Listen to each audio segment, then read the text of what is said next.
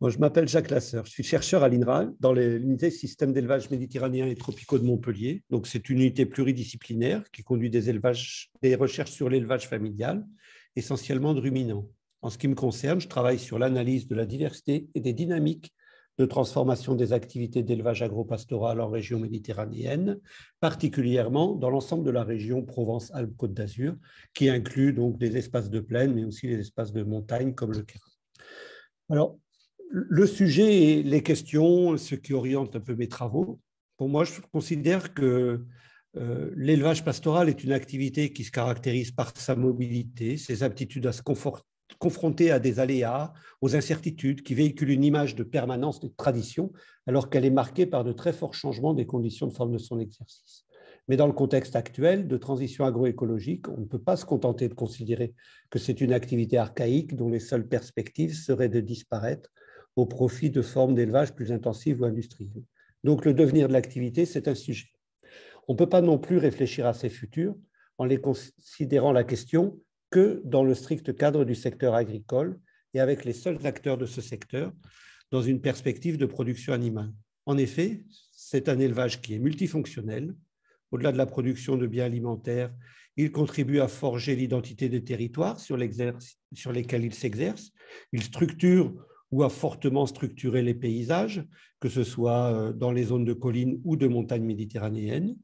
Et il conditionne pour partie les dynamiques écologiques des milieux pâturés, qu'on qualifie souvent de naturels ou semi-naturels. D'autre part, il s'exerce pour partie au moins sur des espaces publics, comme les estives, se confronte au multi-usage de ces espaces, en particulier l'activité touristique, et il est fortement dépendant de soutien public sur la base de ses contributions à des questions sociétales.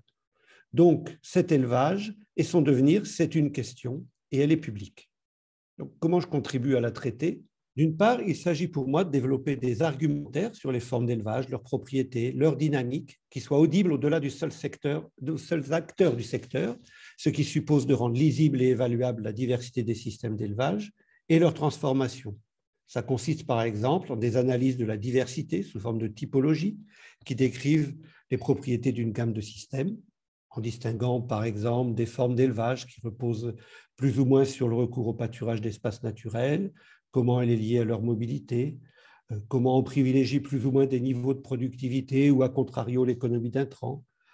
Ça recoupe des notions de dimension de l'appareil de production, d'aptitude à valoriser des ressources contrastées, à pâturer là plutôt qu'ailleurs. Ça consiste aussi en l'analyse des transformations sous forme de trajectoire d'évolution. On identifie les conditions de ces transformations, les leviers qui ont opéré dans ces transformations.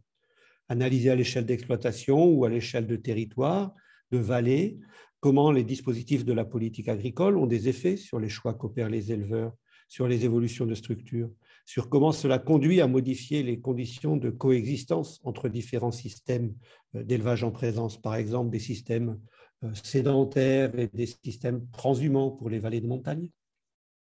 Enfin, il s'agit de proposer des méthodes pour accompagner les acteurs du secteur et les acteurs du territoire où s'exerce l'activité dans une réflexion sur le futur de l'élevage et dans l'identification d'actions publiques pour conforter des évolutions souhaitées.